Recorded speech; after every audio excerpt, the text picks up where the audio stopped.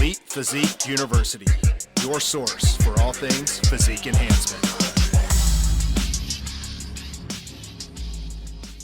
Hey, what's up, everyone? Welcome back to Elite Physique University. I'm John Gorman, your host. Jason, this is part 2 of one hell of an Ask Us Anything episode. Man, those questions from the last one were pretty good, man.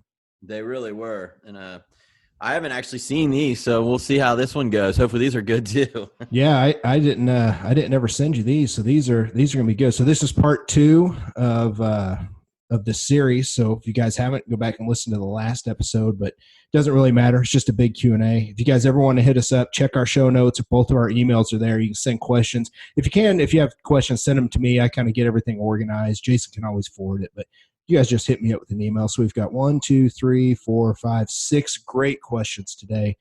I'm just going to kick it right off, man. We don't have really anything new to talk about. So Tony Andenoff asks, how do you keep joints and soreness to a minimum while you're very, very lean and you're close to stage? Man, that's a great question because, Tony's in his 50s. He's one of my clients. And I've got him on a protocol. I just launched my supplement line. So I've got, and I can talk a little bit about what I have my folks do. So I've got him squared away, but that's a great question that he asked. Jason, what do you do when you have people that are, their joint and their soft tissue just kind of suffering? They get closer to stage, especially the older they get. What do you talk them through? Well, I mean, I can talk on this. I mean, I stay pretty lean year round, and here's the deal. If something hurts, you've got to adjust it. So, if you're usually squatting 315 by 8 and it's killing your knees, I mean, don't keep doing it. Find out another way to do it and get the same thing done. So maybe you got to do 225 slower with more time under tension and do 12 to 15 reps to get the same amount of weight moved. I do supplement. I take a joint formula. I know you guys are coming out with one in fat muscle, and we're getting ready to come out with a joint and inflammation product. We've got a patented product that we're putting in it that really isn't on the market. I've been using it myself, and it's been doing great. There was a lot of good studies in rheumatoid arthritis done on this patented ingredient. But I use right now too curcumin for anti-inflammatory. It works really well for me. I don't use aspirin or ibuprofen or anything like that. So I take 2 of those when I get up in the morning. I do also take 10 grams of MCT before I train, lube up the joints just a little bit more because I don't eat a real high-fat diet.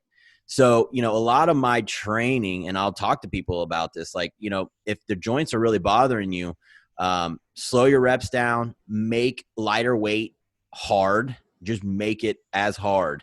And you might need to train with more time under tension, different things like that.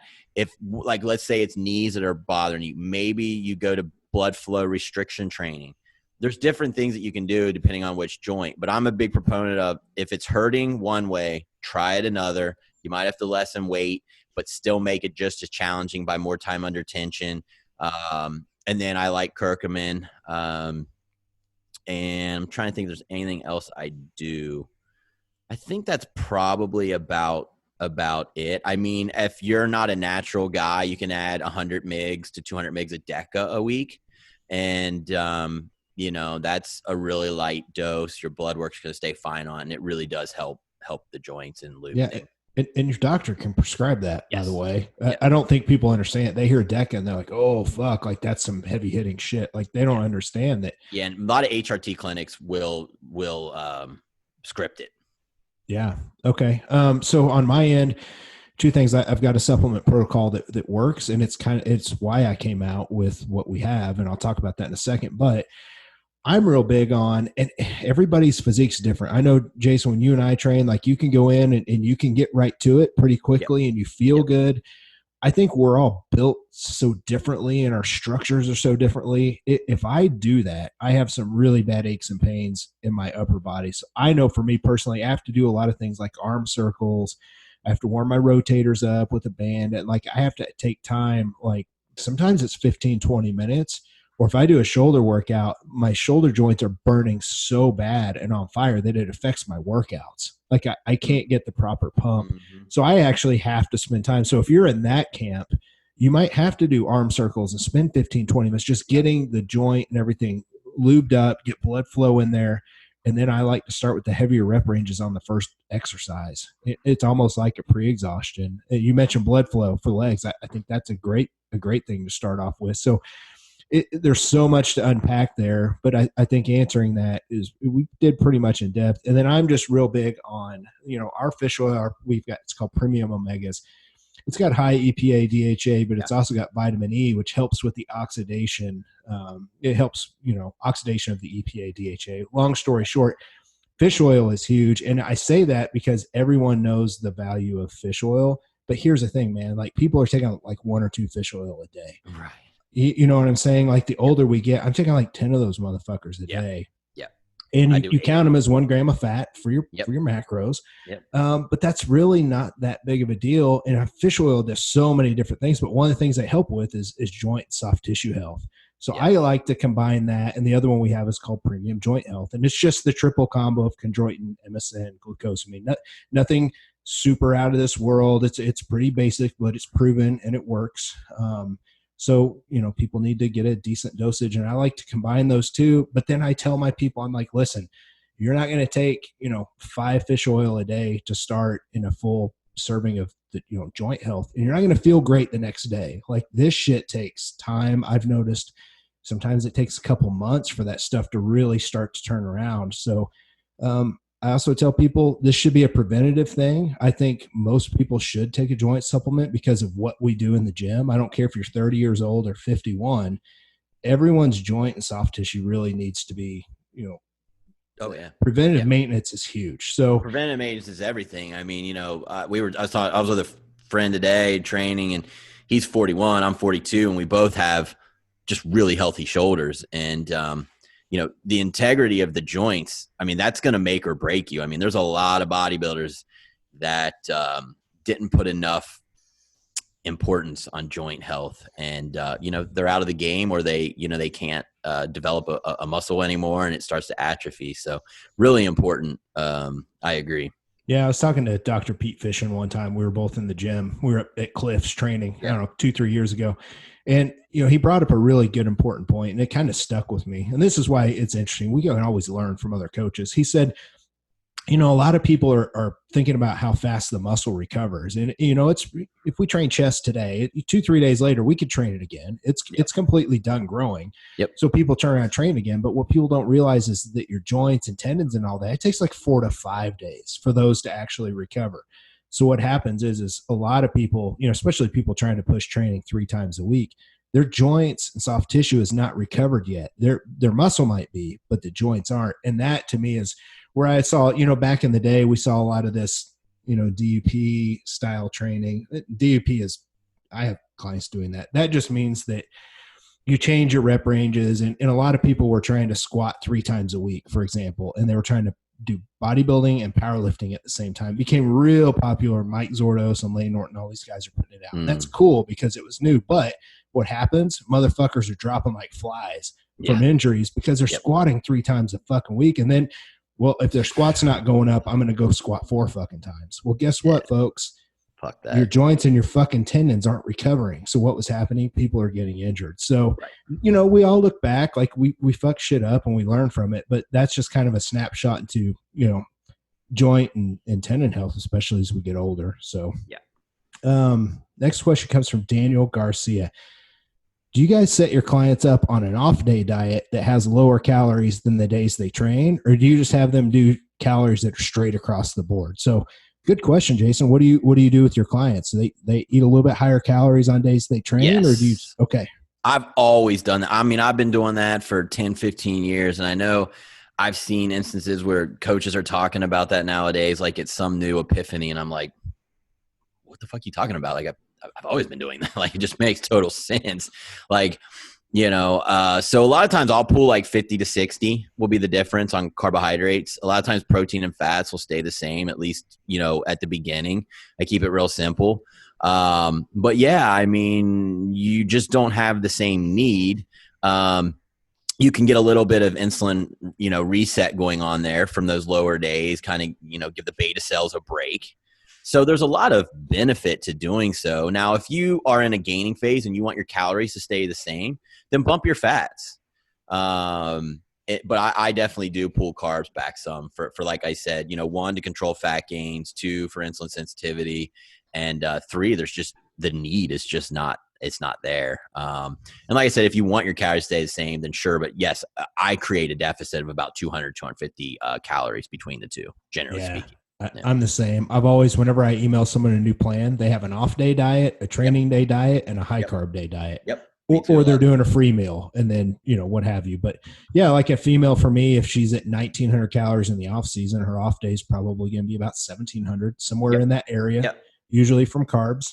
And then I'll probably bump fats a little on those days. I think you and I do things pretty damn similar when it comes to that. So we've been doing that since before 2010. So yeah, I think it's just a simple way. Like, you can't go wrong that way. If you're trying to stay leaner, I think it makes sense to I guess the argument with a lot of people is like, well, on your off days, you should recover more and your calories should be higher. So, and there's an argument for that, but if someone's not exercising, to me, I'm not going to have their carbs higher in a general sense. Yep. A 100% healthy person, I do it. But then, like I said before, if I got someone who's got cortisol issues, I'm completely breaking my rule, aren't I? And I said earlier in the other episode that I'll carbs up and let them rest. So, all this is an art form, as we keep saying. And, it really comes down to finding the right plan for that person. But if someone comes to me perfectly healthy, their off days are going to have less carbs, generally speaking. Here's a great question. This one's anonymous. Are there any PEDs, performance-enhancing drugs, that affect gut health? That was sent in to you, so I just kept it anonymous. So what? See, that was sent in to you. You go ahead and answer that one. Yeah. So it really, the whole question was just like, how do PEDs affect gut health? And so, my answer to them was, for one, we will put it on the show because it's a good topic. But two, when I gave them the answer, it comes from a couple different directions. One, we know that, as estrogen rises, bloat, kicks in, and, there's more water and things of that nature. So that's going to already throw off how digestion feels. And then we know that high estrogen environments over time can change the pH of the stomach. So we already know that, like, so if you're taking something like Deca or, something that aromatizes a little more, you better be controlling your estrogen. Okay.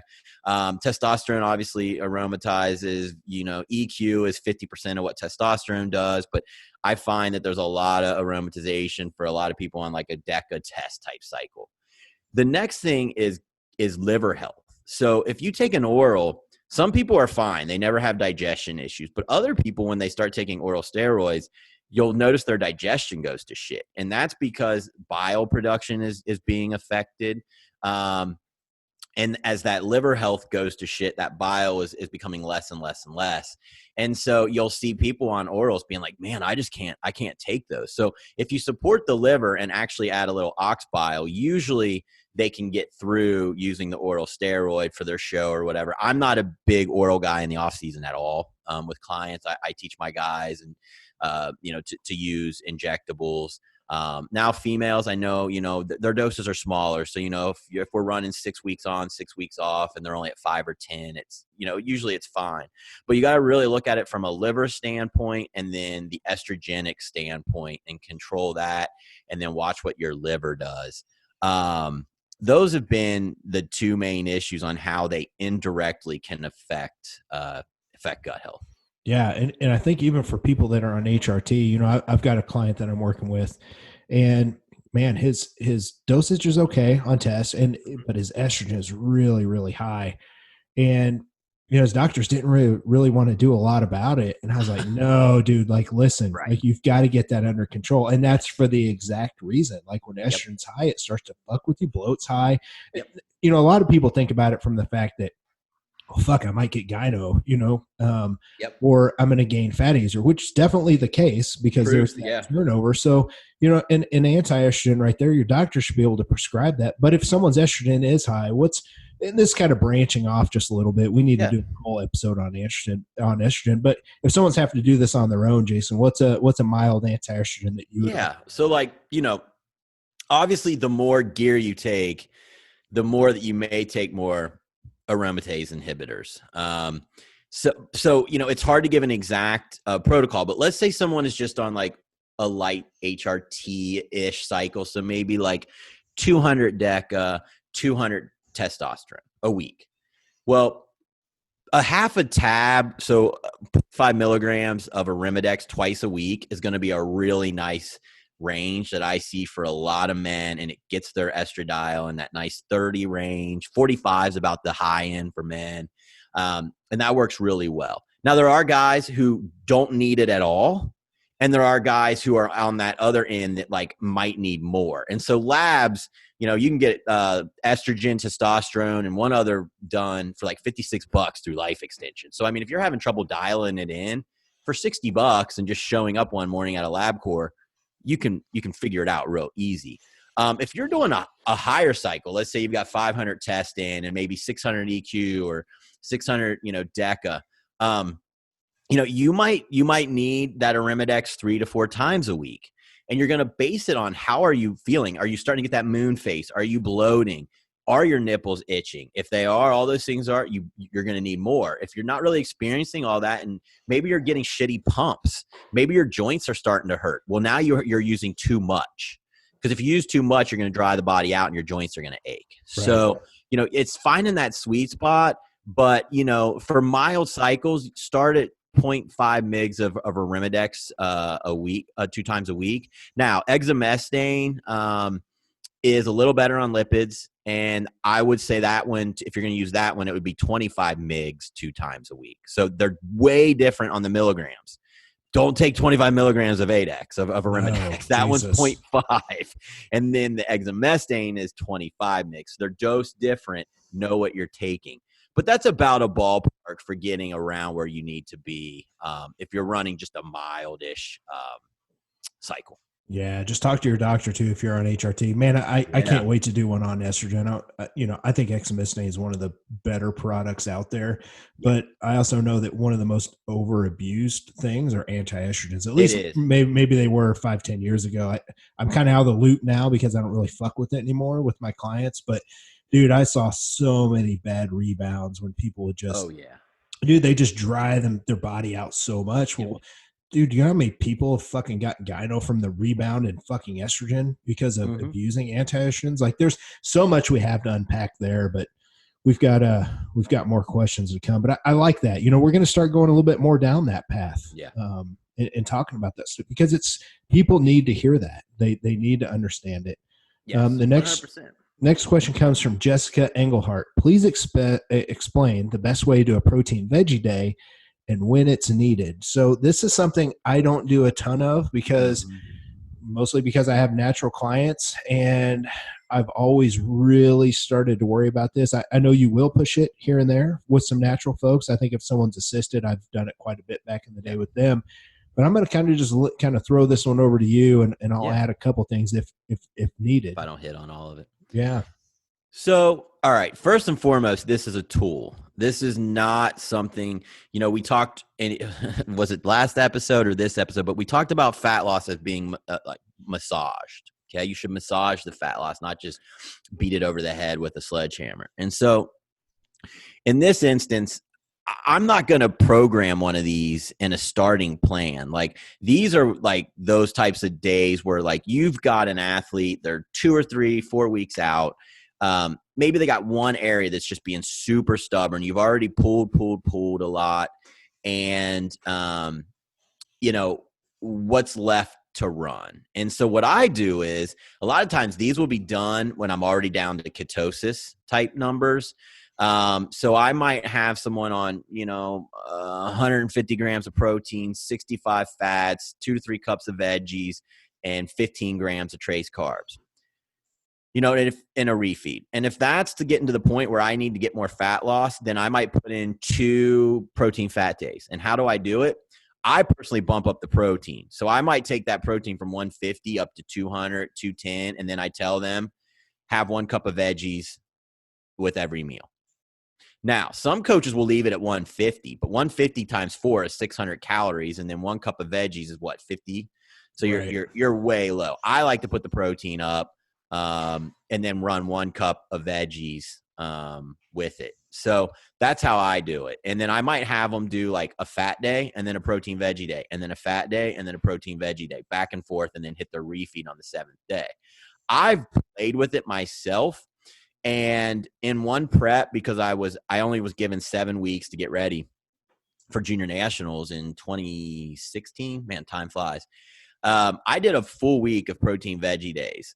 My fat loss was the worst that week of any of my other weeks. But I will tell you that the next week, when I went back to carbs and very low fat, I had the best week of fat loss. And I think the reason was because I completely reset my sensitivity very fast. And so then my body took those carbs and just soaked them in. But for me, it's a tool, and I just gave you an idea of how I use it. I know we haven't had much preps this year, but I've had a few just, people that want to get stage lean. I haven't used it at all. If I don't have to use it, I won't. And a lot of times where I would get down to those low carb numbers and then I'm kicking someone ketosis, I would get about a 50% chance that they were going to respond and a 50% chance that I felt like they were going to stall. So anymore, when I get really low carb, my first move is I pull some protein, I put some carbs back in and drop fats, and then I start pulling carbs from that. And then if I have to get down to protein veggie days, I will. But usually at some point, I actually end up adding carbs back before I ever take someone down to ketosis anymore. And that's just something I've learned over the years that actually works, and you don't have to just keep pull. So yeah. My take.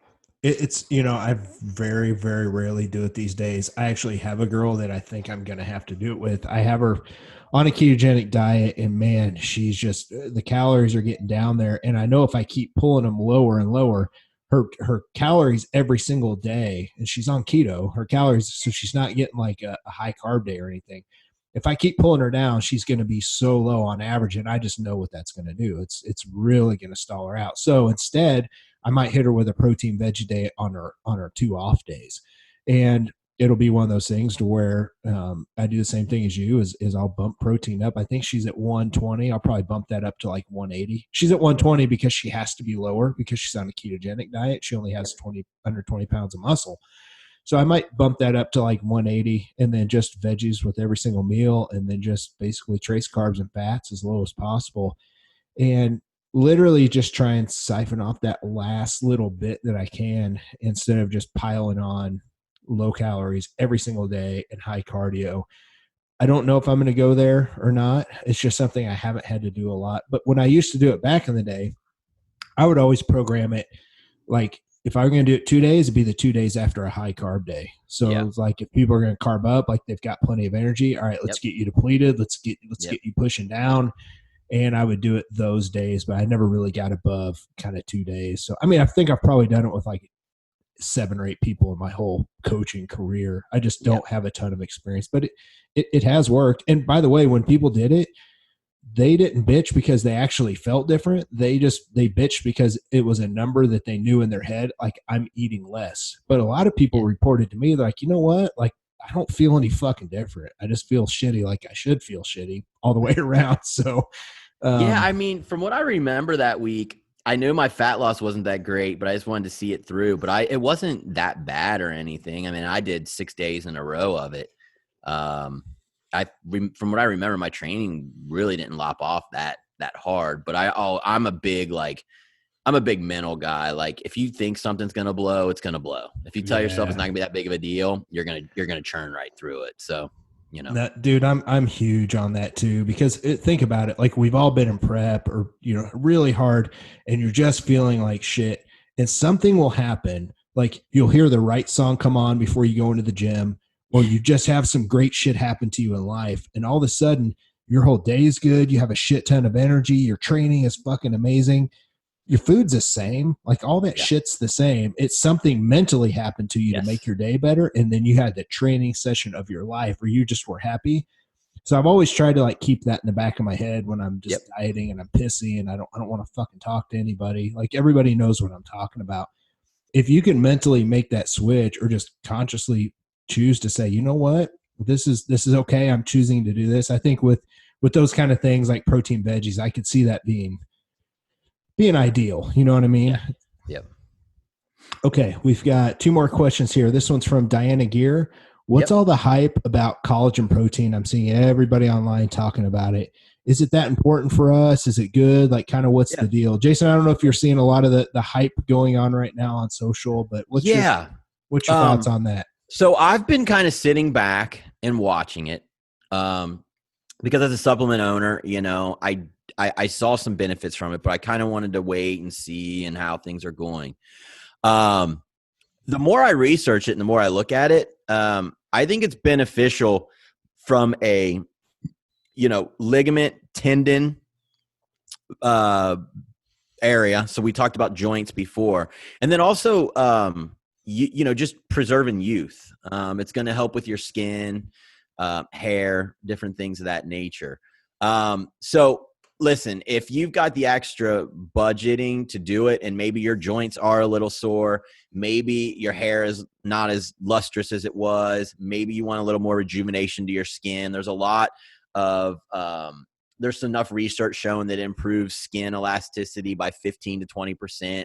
As we age, that's a pretty nice little bump. So, is it something that I'm programming a ton into all my people's plans? No, it's not. But if you've got the extra funds and you want those benefits, then I think there's a place for it.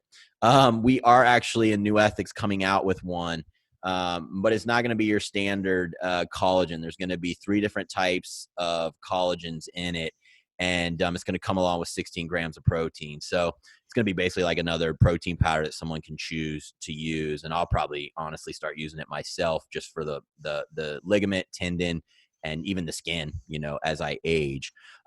So, is it the next best thing? No, but if those areas are something that you want to improve upon, then I would look into it at least. Yeah, it's one of those things. We have a hair, skin, and nails product that's as I was telling you before the last episode, waiting on a lot of stuff in development to just kind of finally make its way. It probably won't be by the time that one's done, 4 months from now. By the time it's done, is that one a pill, John? Yep. Yeah. So it's got like 200. I'm trying to remember off the top of my head, like 250 mgs of like hydrolyzed bovine collagen. Hair, skin, and nails product for the ladies. It's popular, so we're gonna go ahead and add that. I know Leslie's been a big fan of using one for, I don't know, the last 4 to 5 years. So we're gonna have that. So I see the benefits there. I just remember back in the day in Walmart, Body Fortress had these shots of 42 grams of protein, and it was basically, if I remember right, that was the type of protein that was in it. Didn't taste bad. I was trying to remember the research to see how high on leucine some of that stuff was.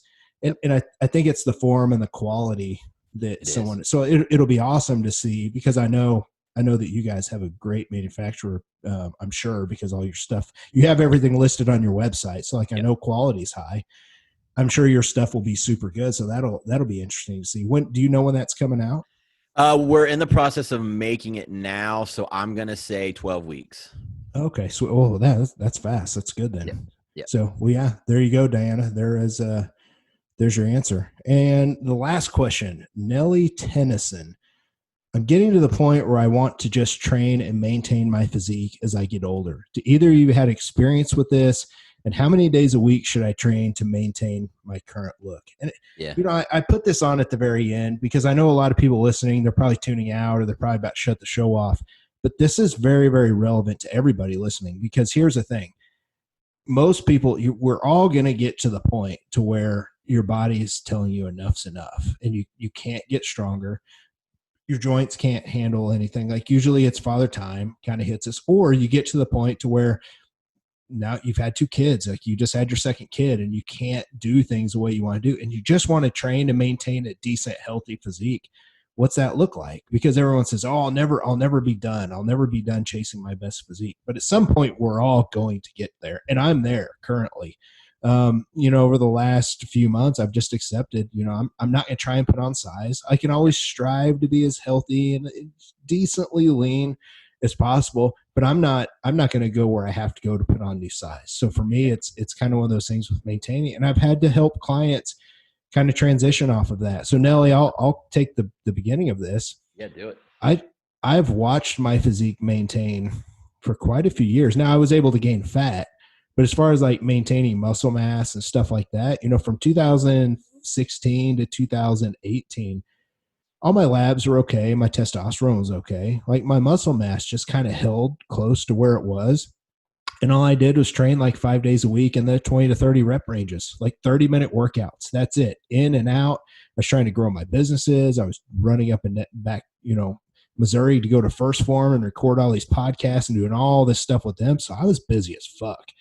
And, 20, 30 minutes a day, like I would just go in and just do high rep ranges and go fast. Dude, I didn't really lose much at all. Like I just really didn't. So I think that kind of, there's not a lot of research out there, but I think if someone trains hard, three days a week, they just train hard, maybe an upper, lower, full body, you're going to hold on to muscle. And I'm talking about the natural athlete, by the way, because I think this is completely different from somebody who's assisted, who's trying to hold on to what they had before, which I'm sure you'll talk about. But just maintaining, it doesn't take a lot to maintain most of what you have. Now, maintaining strength, that's a whole different story. I'm not even talking about that, because if you stop training heavy, your strength's going to go down.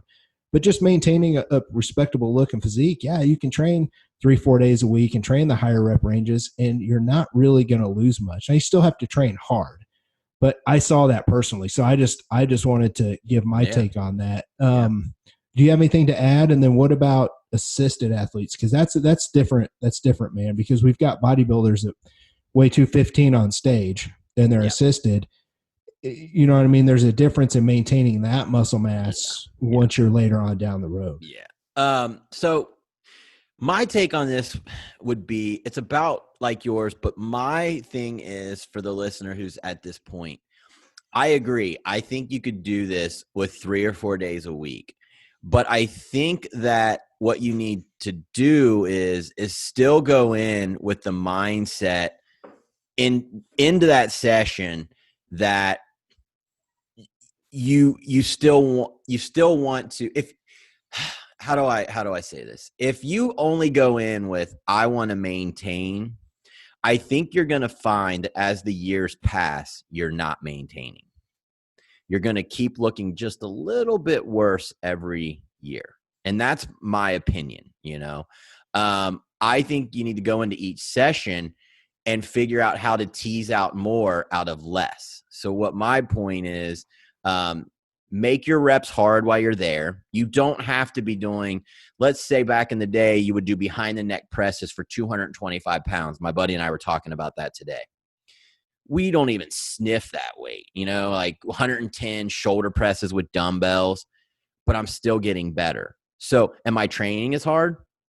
I think I'm training as hard, but I'm not, but someone else would say you're not. So my point is this: keep putting the effort in while you're there. And then your nutrition has to be on point. Like, you're not going to maintain a lean physique if your nutrition doesn't stay on point. Just going to the gym 3 days a week isn't going to cut it. So your nutrition is going to have to stay on point. It just is, in my opinion. Because like I said, I've seen people say this, I'm going to maintain, and they just look a little worse every year. And then you stack 5 years onto each other and they just look kind of aged. So my way of doing this is I'm attacking it healthy. But when I'm in there training, even though I'm not pushing the poundages I used to push, I'm making everything hard. And I'm still getting better, but there's going to be a point in time where even doing this, I'm only going to be able to maintain. But because I keep that mindset of, while I'm there, I'm trying to get better, even though I can't train as heavy, I think I'll maintain then. I think if you go in just, I'm going to maintain, I think over time, you're going to slowly get worse. And that's kind of what I've seen. Dude, I agree with that 100%, because honestly, if I'm going to be honest with myself now, it's real easy to maintain because I'm on HRT. So I know my test levels are good, and I'll train for about 45 minutes a day, and I train 6 days a week. I just enjoy it. It keeps me on track. I recover well. I feel good. But before, I would train, like I said, 20 to 30 minutes a day. I was just doing circuit training basically. And I trained hard for about 30 minutes. And I did start to creep and go backwards slowly over time. And, part of that was because my testosterone was dropping all of a sudden. Obviously now I'm on HRT, but as you get older, that kind of stuff is going to happen. So I think people need to pay attention to labs, even, as they get older. That's an important key component. 100%. But you're right, man. The reason I'm going off on that long tangent is because you said you shouldn't go in there with the idea that you're going to maintain. And there's a lot of times I was in there like, man, fuck it, I'm just going to get this done. Where now I go in there, I know I'm maintaining, but I still go in there and I'm going to use that word. Muscle. I try and tease it all out. I try to have a great workout. I try and feel as good as possible when I'm done, knowing that I put the work in. And it's hard. Like, I still train hard enough to where I put my headphones in. And my buddy Jason Wells, or my manager or my gym, Adam, they both know, like, if I have my headphones in and they start walking towards me, all I do is shake my head at them a couple times. Like don't, and they're my best friends, but don't fuck with me. Mm-hmm. Like, I'm in the zone. I'm trying to train. If I get out of this, my training's going to go to shit. Right. So I'm training hard now. And what's it translated to? Maintaining physique. So I think you hit on a key point there. I didn't even think about that. Yeah. I mean, even though while you're in there, you have to still be trying to gain muscle. Father Time is going to tell you how much weight you can move. And so, you're still trying to figure out ways to, that's going to lessen just because of joints and time and all that. But I think you have to go in there with, I'm going to still build muscle while I'm here for this hour or this 40 minutes or whatever it is, even though you're not trying to push to stage.